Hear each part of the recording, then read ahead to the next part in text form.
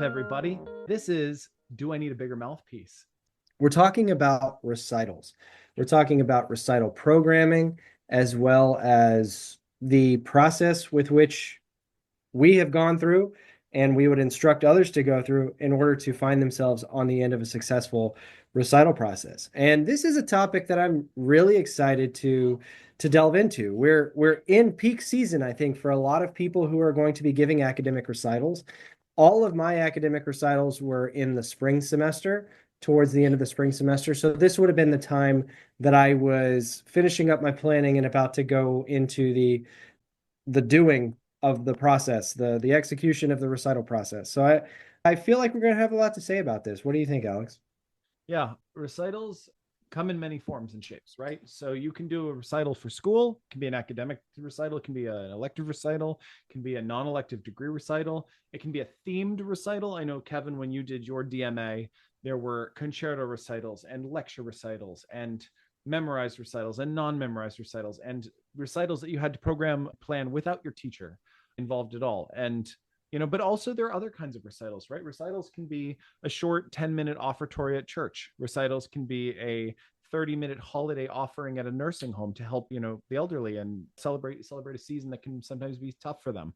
Recitals can be an 18-hour layover combined with a 6-hour hit at a college that you are auditioning to be a professor for. These are all different recitals. Recitals can also be you've just received tenure in an orchestra and you now have to give a recital at a donors dinner.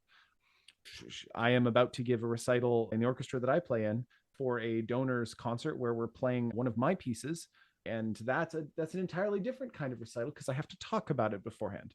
These are all different, examples that you would prepare for differently, but there are some underlying themes that go into recital planning and execution, and I think the place that we should start is with this idea of preparation, right? So you cannot do a recital without preparation. Even if you have, no time, no heads up in planning a recital, you have to have preparation. And to that end, my first recommendation with recitals is to always have one medium and one small piece in the tank at all times that you've practiced, that you know well enough that you could polish up and be prepared. I don't know what you think of this, Kevin. I know we've talked about this privately a few times, but I'd love to hear your thoughts here.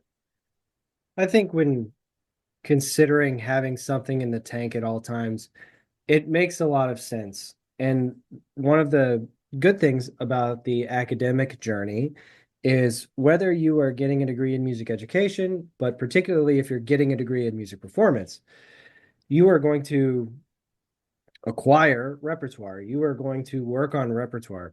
And so, in my experience, when I have looked backwards at that repertoire, I haven't re-performed a lot of things per se. This upcoming year actually will be a year in which I am re-performing more repertoire than I have previously at any point in my career. But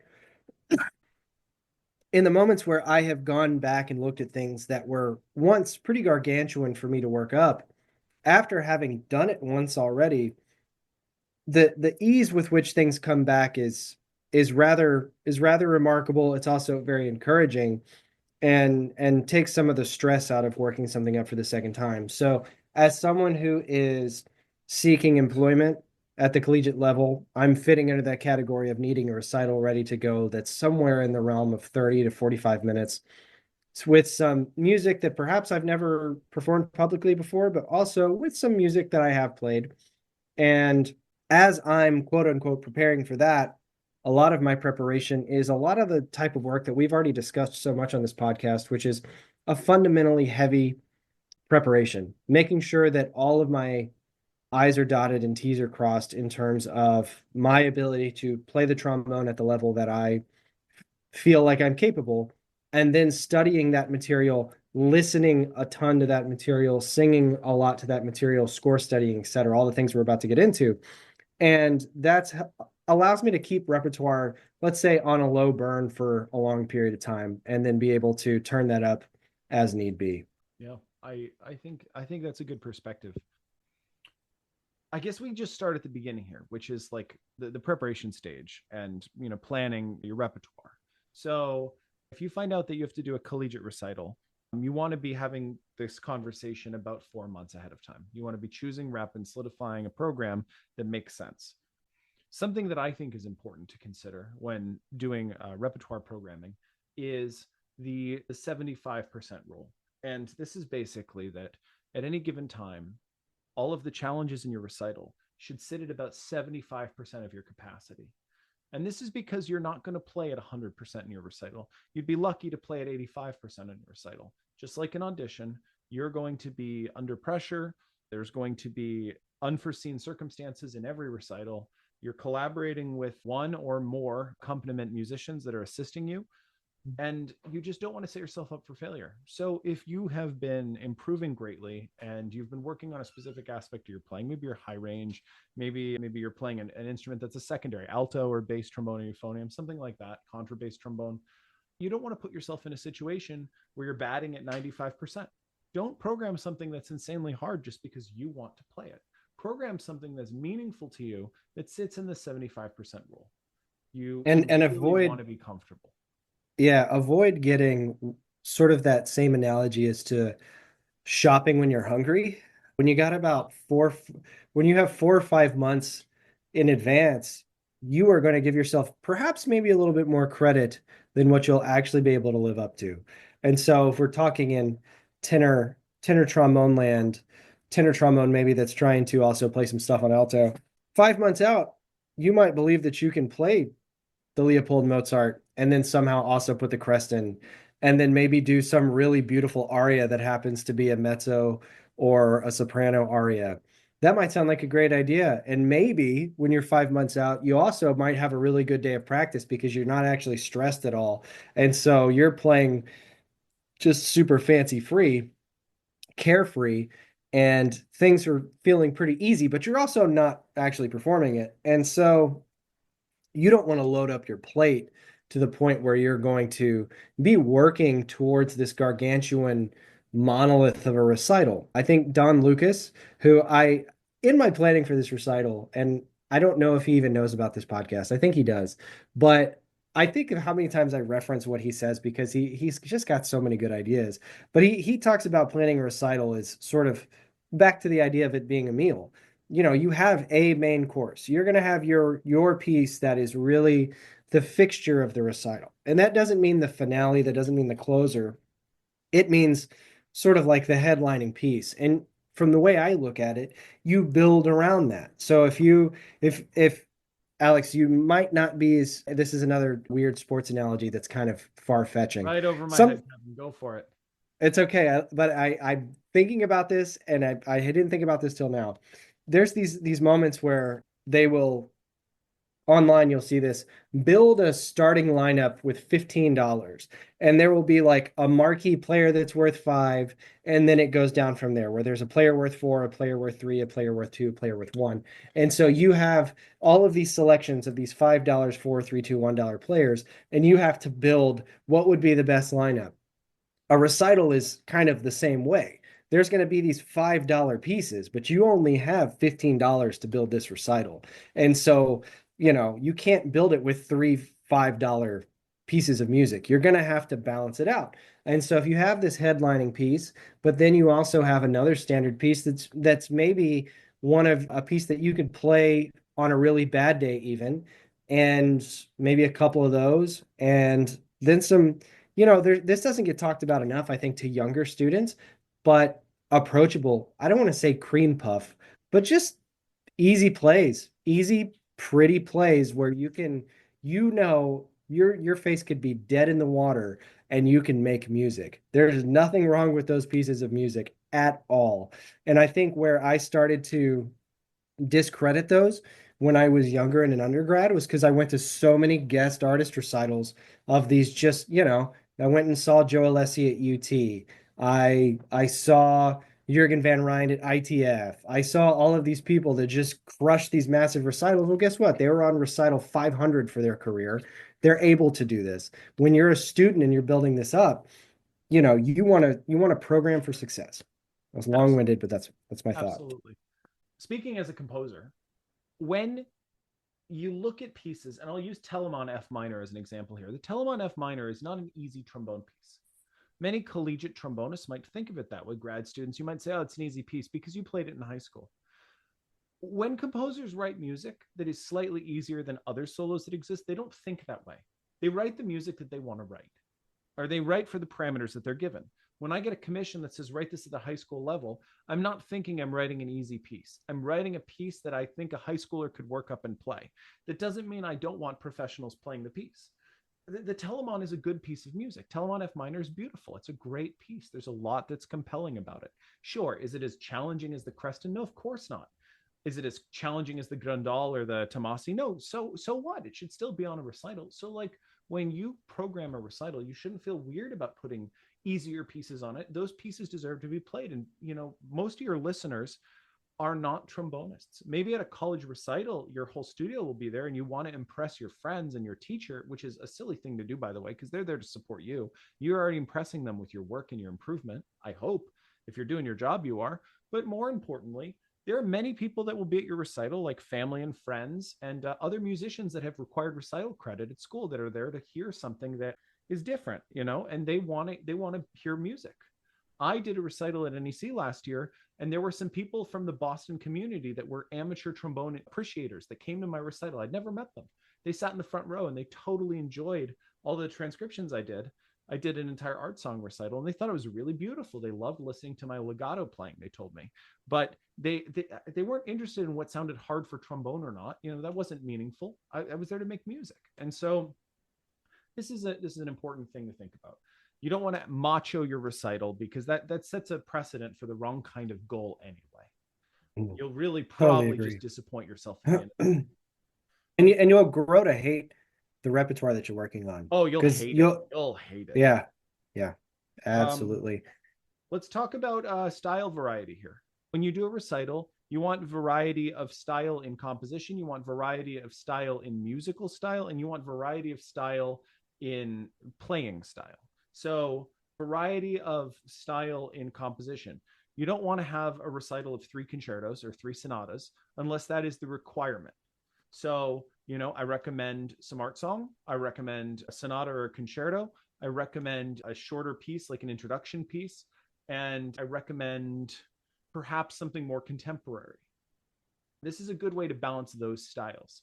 In terms of style of composition, some French music is nice, some Baroque music is nice, some German music is nice. Considering doing, Latin American music is really compelling. Doing some American music, doing some jazz, you have so many options. And art song, by the way, is a really interesting place to explore this. There's art song in so many different cultures that you can access, and transcriptions are really, really a great thing to do in the art song world because once you've done them, that music is available for other people to play. Mm. I've spent a lot of time doing this, and I can't help but say that it was one of the more influential experiences in my writing. Kevin, something to add? Yeah, I love art song in terms of how it incorporates into a recital. Working on art song is something that I do that I really strive to do daily, actually very early on in my day, because typically trying to engage with the human voice, a high level human voice, helps me tap into how I want to sound early on in the day. And then I can do my best from there to include that in my fundamentals. So I had a really fun time incorporating art song into two of my recitals? Yeah, two of my recitals.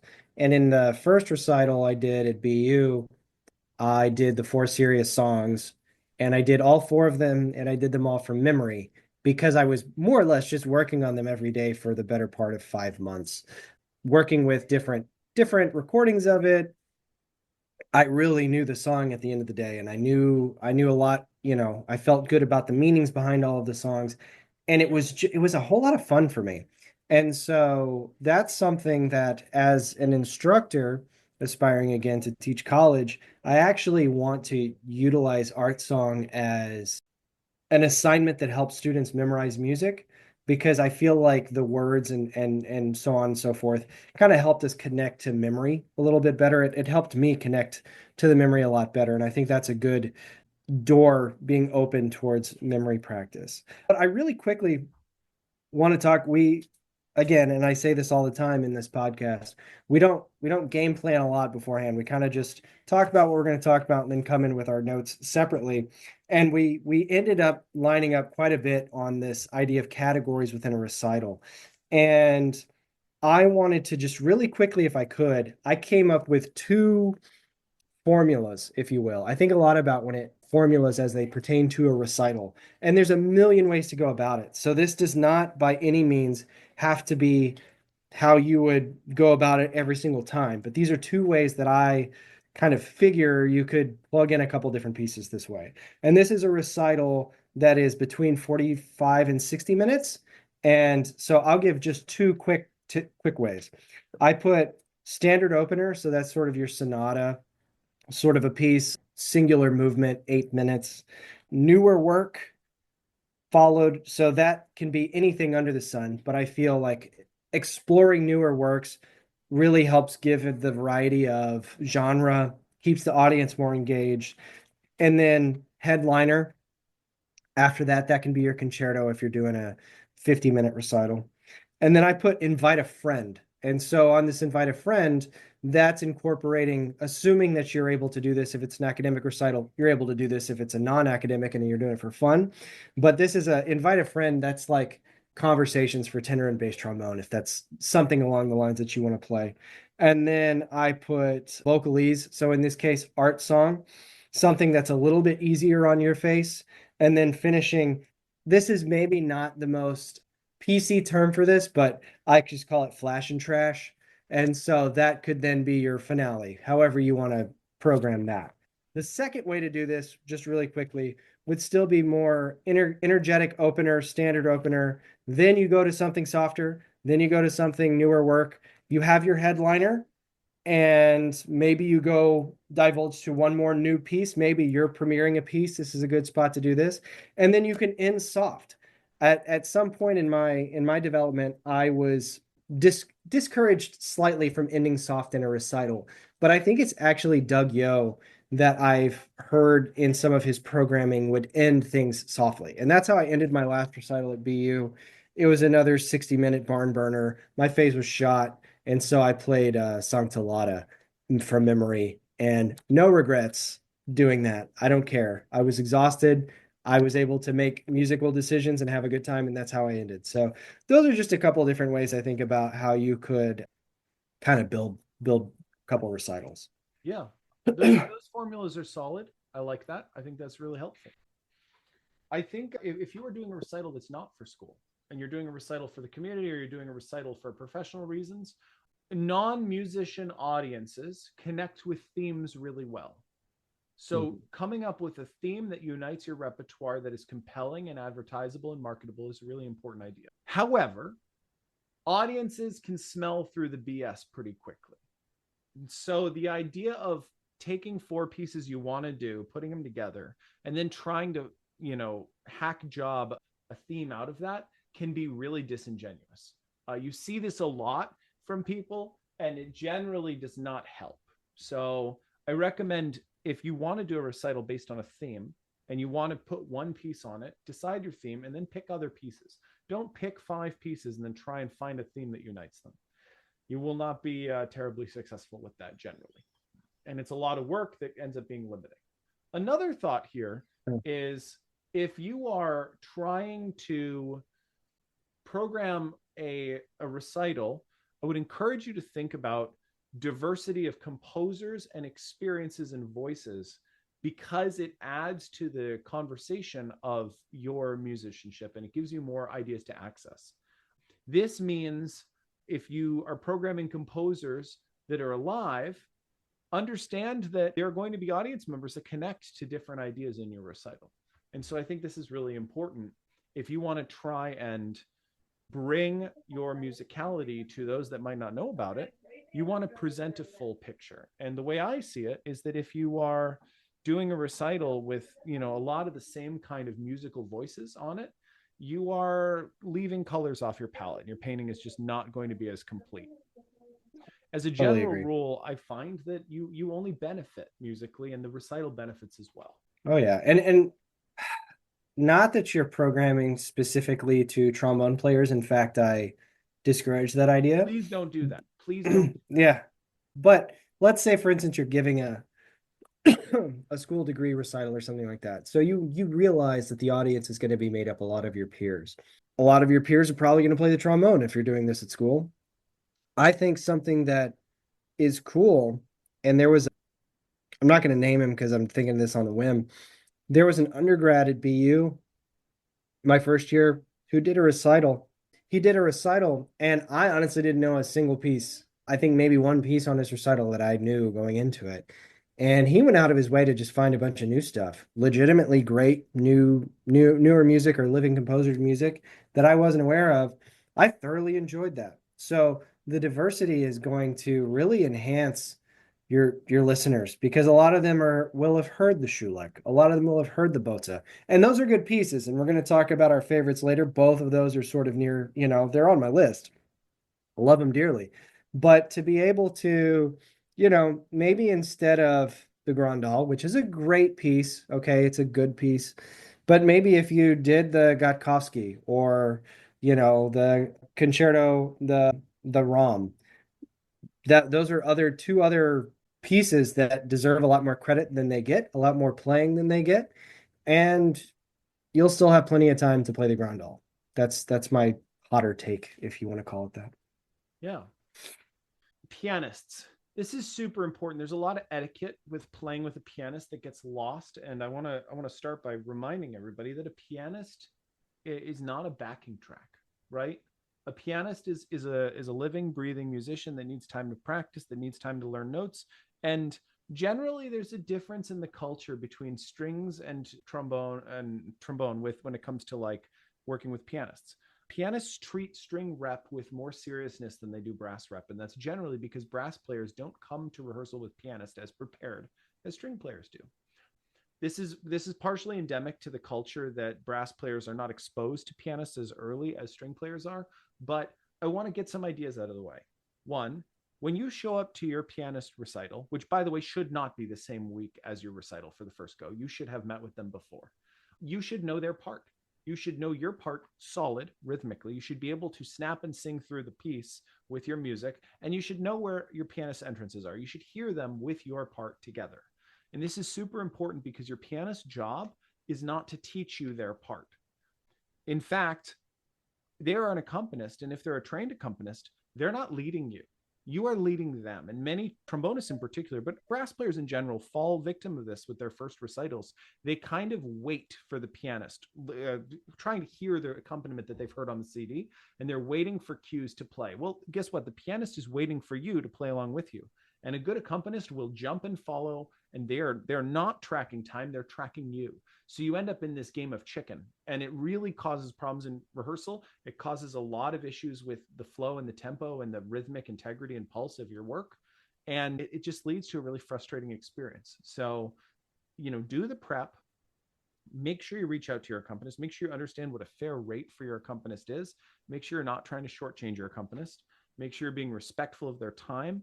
Make sure you're not rehearsing over and over again when they're missing notes because they haven't had time to prepare because you sent them the music 2 days ago. That's not helpful. And most of all, if you have a rehearsal before noon, bring them coffee. This is a basic respect thing for someone that's giving you their time. And yeah, you pay a pianist a lot, but when you work out the time to dollar, it's not that much. They're quite underpaid. So, these are thoughts that I would like to share. Yeah, I think it might be a little bit extreme, but I don't think there's anything wrong with the idea that 3 months before you give a recital, you should have a pretty good idea of what you're playing. At least a base level, this is probably what I'm going to play 3 months from now. I think that that's an appropriate amount of time to begin the process of working on the piece. And that's something that maybe we'll talk about a little bit. So there should be no reason that your collaborator, sorry, I am in shambles, still getting over this whole COVID stuff. Keep coughing. There's no, it's making me feel better about myself. yeah, there we go. Your collaborator should have the music 3 months in advance. And I think that at the very least sort of takes you off the hook for if they're prepared or not. I'm sure that all of us, Alex, myself, and many others, have worked with collaborators who are also students, who are also learning. And I know, especially in my younger years, there was a couple times where I gave collaborators the music well enough in advance, and it was still a little bit of a journey learning through the music, and maybe they weren't as prepared as they should be. But you want to take care of everything that you are in control of, and that is making sure that they have legitimate readable copies. I like putting reference recordings, sending them links to these are the recordings that I've listened to, these are the recordings that I've studied. And then, there's nothing wrong with a couple detailed notes. Hey, in measure 76, this is kind of how I feel about this. I'm doing this in particular. Because as they're learning the piece, maybe you already understand some of the nuance that you're going for. And I think communicating that can only be helpful to you. And then to another thing to jump off of Alex's point, in my most successful ventures with a collaborative pianist, my music is has cues for their music all over it. I mean, I have extra stuff all over my music because I don't want counting to be the thing. I want to know the part so well that I don't have to sit there and quote unquote count measures. I know the piece. And so I have little cues where I can listen, but I'm not reliant upon the chance of maybe I got lost counting or something silly like that. I just happen to know their part well enough that I can also save them if they need it. That's how well prepared you want to be. And that Um, sometimes happen. That does sometimes happen that you have to jump because your pianist is not exactly right. And you could wait for them, but I've done that as well. yeah, breaking news. Piano players are human beings also. Yeah, they Believe it really or are. not. Also, metronome markings. This is something that everybody except brass players seem to do. Have metronome markings for what you wish to take as tempos for each section. Give them to your pianist. And then, oh, by the way, practice with the damn metronome so that your markings are accurate. If Yeah. if you are playing the third movement of the Wesen and you're listening to every recording, you'll get a number that's roughly the same. And then if you listen to Joe's recording, it's way faster. And so what most people do is they practice that movement at a slower tempo. And then when they go to play, they hear Joe in their head and they kick the tempo forward. And pianists are never ready for that. It's not a fun place to be because what happens is most trombonists have not done the prep to play it at that faster tempo and they miss a lot of notes and they miss a lot of entrances. And oh, by the way, the entire part is syncopated at the beginning with the pianist. So they have no idea how to put it together and it does fall apart. On this topic, if you are playing the Schulek or if you are playing the Castoret, prepare to pay your pianist $50 extra for a recital. Just do it. Mhm. Probably the Yeah. Hindemith as well. I was gonna say hit Pianists him it do for not sure. want to play trombone rep because it's really hard and they feel like the collaboration gets frustrating because the trombonists are often underprepared for the collaboration aspect. Solve both of these problems by incentivizing them with finances that represent the fact that you know that they're doing extra work, and then you do the extra work on your end to make sure that it's a successful collaboration. A lot of this music is really compelling, and I know firsthand what it's like to write a trombone sonata with really really hard piano parts, really really hard piano parts. I think my sonata puts the Castoret to shame, but in terms of difficulty, I'm not skilled. The Castoret is a great piece, but like it takes work. It takes a lot of work to work something like that up, and you have to be in a position where you're incentivizing a healthy and honest collaboration. Yeah. Excellent. Excellent. I'm curious about your perspective on this, Alex. Now we've alluded to the fact that there are a million different things that we do a recital for. Next this upcoming month, I'm going to play in a recital. It's just one piece. But in this situation, I'm getting one rehearsal with an accompanist that day, with a collaborator on that single day, a couple hours before a hit. And so both myself and this collaborator need to be incredibly prepared. And luckily, this is a piece that I have performed before. So I'm pretty, excited about the whole thing. But let's say, for instance, that so many of the people that are listening to this are probably in the academic circuit now as students, whether they be undergrads or graduate students. How many rehearsals do you think is appropriate to sort of get in your head from first rehearsal to dress rehearsal? How many do you think is too much, too little? What's Goldilocks? I like to treat this in a free market scenario, and we have to do that by calculating what a pianist charges. So most recital pianists do one of two different deals. They'll either charge you by hour or they'll charge you a package, right? And so at most schools, the package rate for a collaborative pianist to play for an hour for a trombonist is somewhere in the vicinity of 250 to 325. And that comes with a dress rehearsal one or two rehearsals and the gig. And the rest is assuming that they're working behind the scenes, practicing and learning your rep. So the other option is a pianist charges by the hour. Most recital pianists at the low end are $55 an hour, and at the upper end, they're about $90 an hour. So if you do the math out, they're assuming if at a recital rate of 320, you're basically getting 3.5 hours out of them. And if your recital is 1 hour and your dress is 1 hour, then they're going to spend 30 minutes in rehearsal with you, or they're going to give you the rehearsals for free, and then they're going to spend an hour learning your music. It's not a lot of time. It's not realistic. So what's actually happening is they're putting more time in practicing, and they're just not getting compensated. When you do that math out, if you're getting a package deal with a pianist, you should anticipate that you are going to pay, you're getting basically two rehearsals, and that's it for that rate. I don't think that's enough. I think it's No. enough if you're a graduate student and you've done a lot of work. I mean, now I'm doing some DMA recitals. I've probably played 8 recitals in my life, 9 recitals, solo recitals. So at that point, yeah, I can get by in 2 rehearsals. One rehearsal is real tough. If you're doing one piece, one rehearsal is okay if you're really prepared. If you're an undergraduate and you're prepping a junior recital, I think you need 3 rehearsals, and I think you probably need a dress on top of that. And one of those rehearsals is probably a lesson where your pianist comes to your lesson with you. I was gonna say three rehearsals, coaching, dress. That is also a bit of a coaching. If I'm talking about an undergrad giving first recital, Sure. I think that not that you just want to like make them dependent, but it is that first recital. I remember for myself all those years ago.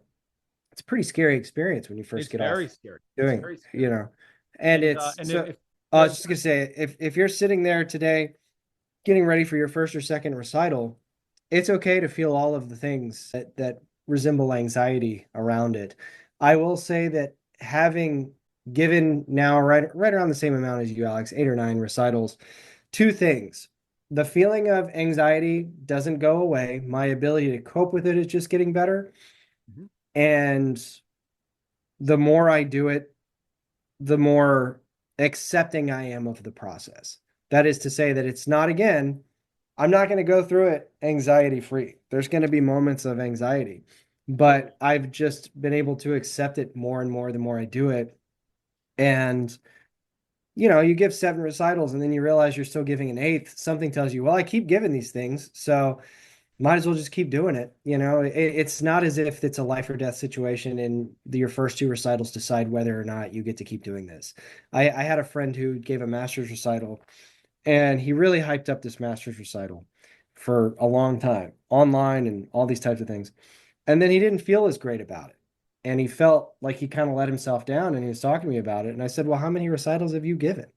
This was your first and only master's recital, and he had a music education degree, so he only gave a senior recital. I was like, "This is your second recital. What on God's name do you think you're going to be like Christian Lindbergh out there on your second recital? Like, this is a learning process. This is scary stuff. It's like giving an audition. It's a different skill set a little bit, but it's the same principle. You got to just do it and do it and do it and do it. Absolutely. I think the reality is your recital will not be as good as you want it to be. You know, like you Period. just won't be. And you have to prepare for that reality, and you still want to give a good recital, but you're not. It's just like a lesson. You go into a lesson with a teacher, and if you're trying to impress them, you've already failed. You're not going to impress them. Certainly not with your playing. Maybe with your work ethic and your determination, you can impress them, your preparation, but you're there to learn. And with a recital, you're there to make music. You're not there to make music against your standard. That's not what this is. This is a representation of your process. So, keeping that in mind is really, really, really important. Yeah, I just with regard to accompaniment, most of what you learn from a recital is that preparation is mental and thorough, and you haven't done it the right way yet. You get better at it. The nerves never go away. Your ability to play under pressure gets better because your preparation gets better. And that's really all there is to it. It's simplified in that way. And you get better fundamentally. Yeah. The one other thing I want to toss in here is that if you're a college student, most colleges support accompaniment in some way financially. And usually brass players don't know about it. So at New England Conservatory, where I am doing my doctorate, you get 4 hours a semester with a pianist paid for. You have to use the staff pianist, but you get that every semester. And most brass players never use them. So in my studio with Steve Lang, he has us bring pianists to lessons and use those hours, and we play in lessons with pianists. That's something that we do to prep rep to learn the process.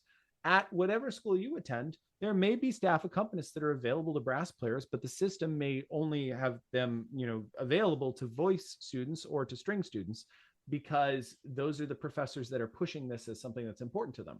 You can inquire about this. You can figure out a way to do this. Now, obviously, there are also situations where it's not in the budget, but most schools have something, and you never find out if you don't ask. So I highly recommend that you follow up with that and investigate that. The other thing is be friends with pianists, read stuff with pianists, play through things with pianists, be friends with composers, have composers write you music.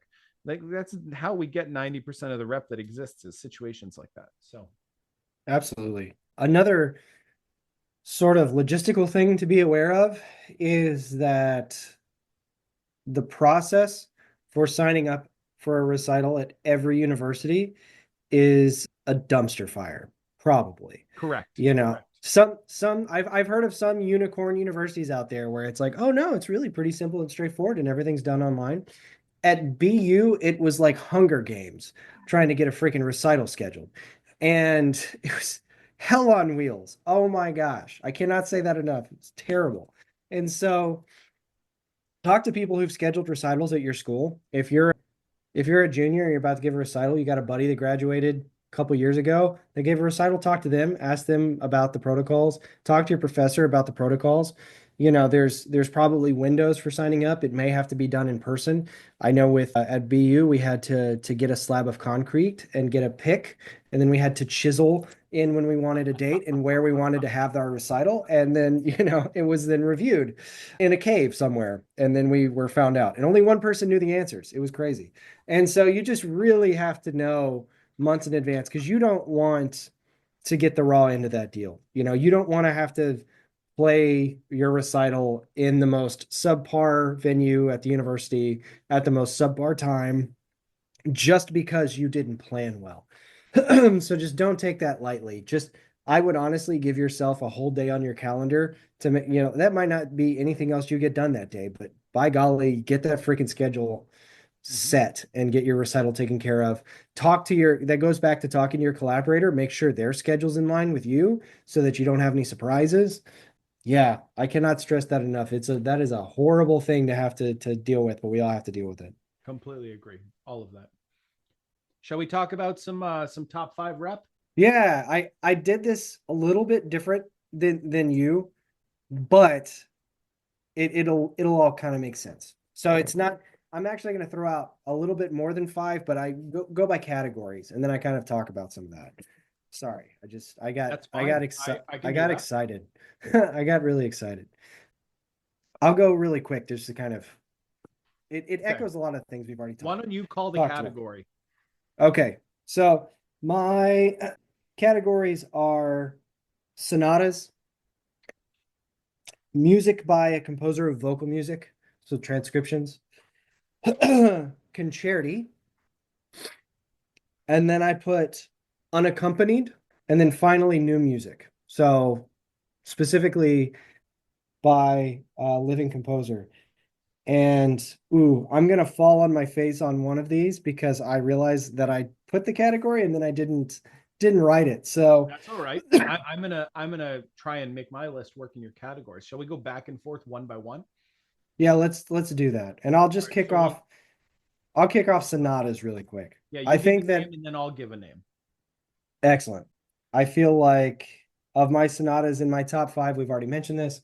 I love me some Awazin. Sorry, Damn it, Kevin. I Damn it. stole from you. I realized I stole from you. Yeah. Not technically a sonata, but is a sonata. I would recommend the Castrate. It's sonatine, but it's a great piece. Can't recommend it enough. That also borrows from my list. Arguably one of the most beautiful second movements of anything ever. Just really a great use of cup mute. Wow. You don't see that every day. I feel like it's important for every student to learn the Hindemith. if between a undergrad and masters, if you're giving three recitals, junior, senior, masters, maybe one or two masters, I think the Hinnemit's a good sonata. Again, pay your collaborator extra because that part sucks and they're gonna get carpal tunnel. Yeah, But it's a good piece. yeah. The Corelli F Sonata Nice. is a favorite of mine. You don't have to do the whole thing. You can do different movements. It's a Baroque sonata that is really great. Love that. Love that. A sonata, same thing as the Hinnemit. You would definitely never do these on the same recital because your collaborator would be very upset. But the Schulek, Oh yeah. Schulek is good if you're a real go-getter bass trombonist. I've seen the Schulek done on bass trombone, and of course, I've heard it on an album done really well. And it's a piece that if you're a tenor player, you can play it pretty late in the recital and it's not going to kill you. So that's nice. That's a good piece. Yeah. Reina Esmail wrote a sonata that's based on a classical Indian ragas and was commissioned a few years ago. It's great. Her music is awesome. She's a living composer. And it's the ITF required piece right now, I believe. So I would Nice. highly recommend it. If you haven't played it, it's not terribly challenging in terms of like contemporary music is usually in the really hard pro category. This is collegiately approachable and it's really wonderful and it's totally different. Love that. What was the composer's name Rena again? Esmail. Okay. And then my last one, and do forgive me for the sonata stuff, I stayed pretty generic, but I just think that it's stuff that the way I sort of thought about this is of the five pieces I thought for sonatas, you need to at least have played one or two of these. And then so with that in mind being really standard again, I think the Bozza is a really great, really that's not a sonata, obviously. Duh. Sorry. Get them in there. My bad. I don't know why I just really like that piece. So sorry, it's not a sonata. Fire me, but it's a good Bozza It's Ballad is a kind of good. a sonata in the way it's constructed. I played it on the sonata recital, but it's really just a solo recital at BU. You know, I'll toss my last one, and this is a plug, but I wrote a sonata. It's great. I like it a lot. I'm playing it on my final DMA recital this year. I've got a couple people that are recording it in the next year, so it'll be out there. It's really hard, but it's really great. That's awesome. Yeah, Get our next it's category, boss. it's on my to-do list. Lord knows that I have the piano intro from your year of composing it. I have that in my head. Let's go with some vocal music. And so for the vocal transcriptions, I'm a little bit more vague, just some composers to check out. I think someone that gets not enough credit, but is getting more and more credit as of late, is some of the vocal music by Amy Beach. I've seen Mm. that in a lot of recitals, and I think that her music is definitely worth checking out. And so that's one of the composers that I look at for Amy that. Beach wrote like 150 art songs. I have done trombone transcriptions of four of them. Any of you can email me, tromboneguide@gmail. I will just send them to you. They are wonderful. They are so great. They sound like the soundtrack from a Miyazaki film. They're really, Mm, really colorful works. I love them. They're excellent. yeah. Vocal music. Toby's arrangement of the Alban Berg four songs are really special. And I think you can get them on his website. They're really great. I did them on my master's recital at BU. They're super compelling. They're super dark and they're a challenge. Highly recommend. Yeah. That's on his album, right? Yep. Yeah, those are fantastic. I love anything by Faure. Now, granted, this is another Toby Off thing. This is where I first saw this was his recordings of some of the Faure songs. But if you, oh gosh, I won't have time to look up the tenor. There is a tenor that has recorded basically like just the darn near the entire catalog. It's incredible. And you can find it on Spotify if you're just looking at Faure's art songs. I love it. I feel like it's just absolutely beautiful music. Faure. I really like the Von Williams song cycle set. The songs The Wayfarer are great. Highly recommend. Play them. They're wonderful. Yeah, that wasn't on my to-do list. That was on I sketched out a bass trombone and a tenor recital in preparation of this, and the six English folk song was on that. Beautiful stuff. Can't go wrong with Brahms. I like Brahms. There's just so much to look at there. for serious songs, as I said, I played it. That is something that as a teacher, I would point students towards that direction. Because you could play it as a bass trombone player, you can play it as a tenor trombonist, and you just have so much opportunity to explore colors of sound, phrasing. Oh, it's so much fun. So much fun. Yeah. The Schubert songs and the Schumann songs are those are the gold standard in the industry for a reason. They're the masters of art song, and I they're all good. They're literally all great. The Schumann was another one of mine. So Schumann and Schubert. Excellent. Why don't we kick off Concerti? Oh boy, this is a big list. We doing It's a tenor or scary. bass? So for my top fives, I did all tenor. I will give a quick shout out to perhaps two composers for bass trombone that I think that I really like. Bass trombonist might groan a little bit, especially about one of this.